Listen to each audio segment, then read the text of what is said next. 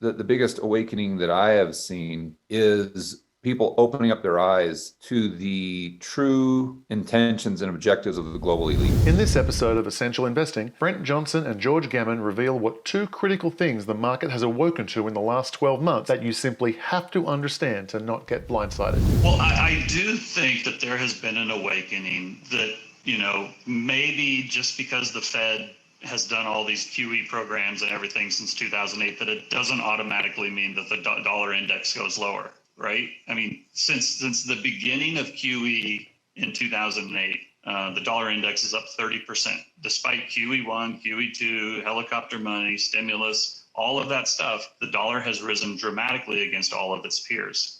And so I do think, whereas a year ago, people would say the dollar index isn't going to rise, the Fed has it under control, it's not going to rise. Now they've said, okay, well, the dollar index has risen, but the dollar itself really hasn't because we have these inflationary markets. Okay, so that's fine. What I've already seen just in the last week as the dollar has started to pull back, a lot of the dollar bears, as I call them, they've already kind of come out of the woodwork and say, oh, that was it. See, dollar's going down now, say goodbye. And listen, that could be the case. Nothing is certain. I don't know for sure. But my point is nothing has really changed other than people's expectations. The system is still designed the same way. So I think there has been an awakening as far as the potential for the dollar to go higher, but I don't think the belief that it will actually go higher has changed a whole lot.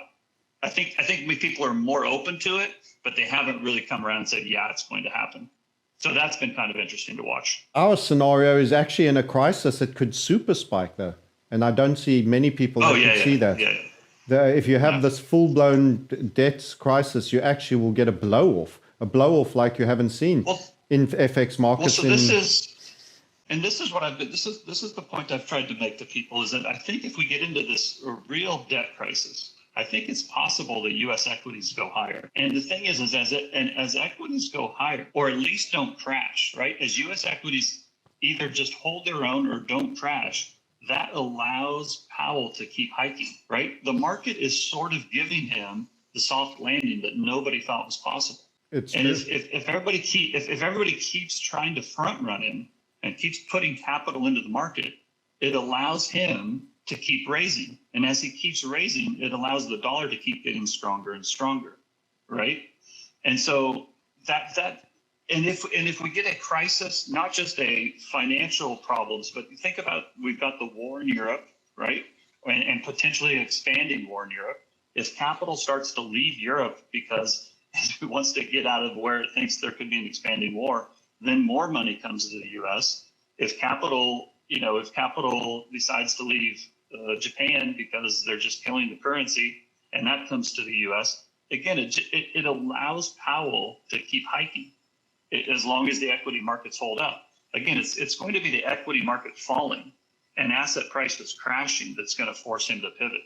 Asset prices going higher is not going to force him to pivot. It's going to allow him to tighten more than anybody thinks possible. Well, I'd start with the awakening for others. I think that the biggest awakening that I have seen is people opening up their eyes to the true intentions and objectives of the global elite. World Economic Forum, IMF, UN, and how the influence they have over corporations and politicians such as Trudeau is something we all need to be concerned with and we need to push back against.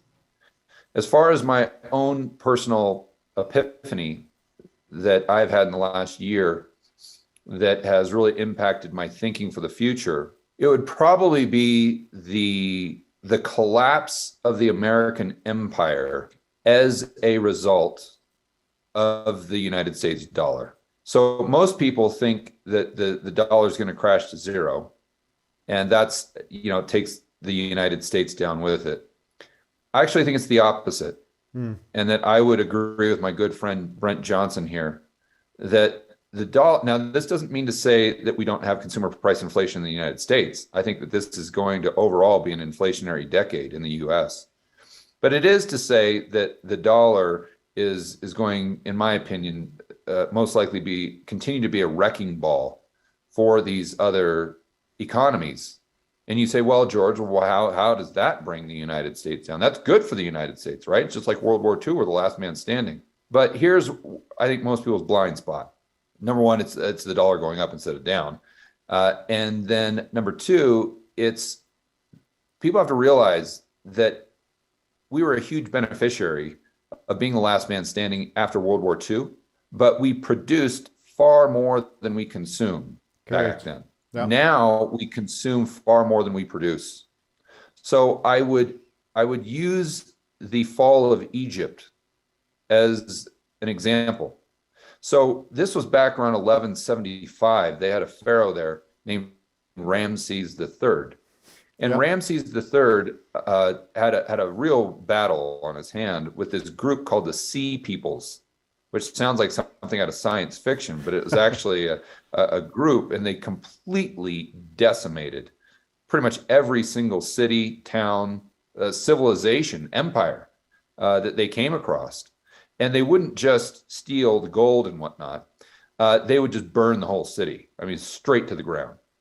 And what happened is Ramses III knew that the Sea People were basically coming for him next.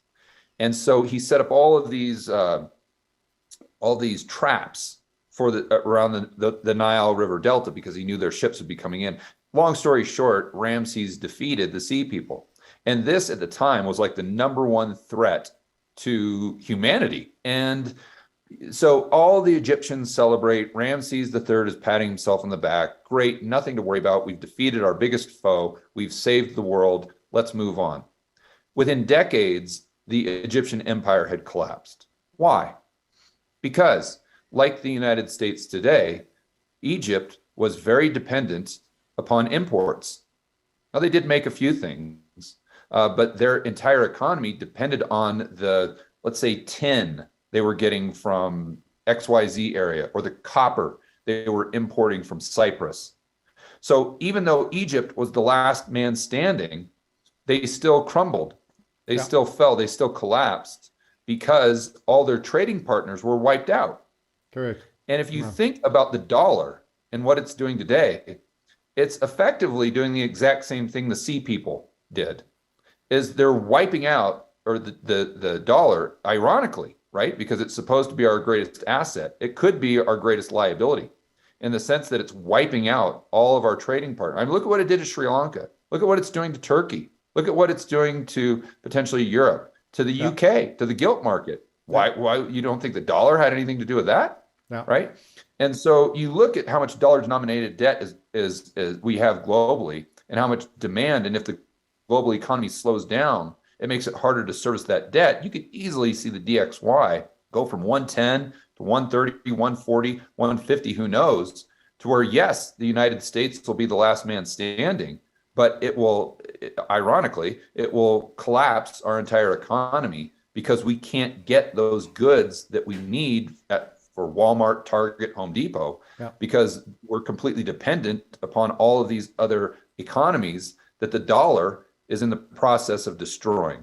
So then I think you get a Plaza Accord 2.0, and they try to artificially bring the dollar down. And that's when I think you get the dollar collapse. But ironically, I think the dollar collapse will be a result of the dollar actually going up, not down to begin with. So that's kind of the big epiphany that I've had over the last year, that maybe people can find some value in. I highly recommend you check out this video where Gammon is bravely outspoken on his controversial views of the political elite that he believes are architecting the current economic collapse that many economists are aware of but are fearful of speaking out against.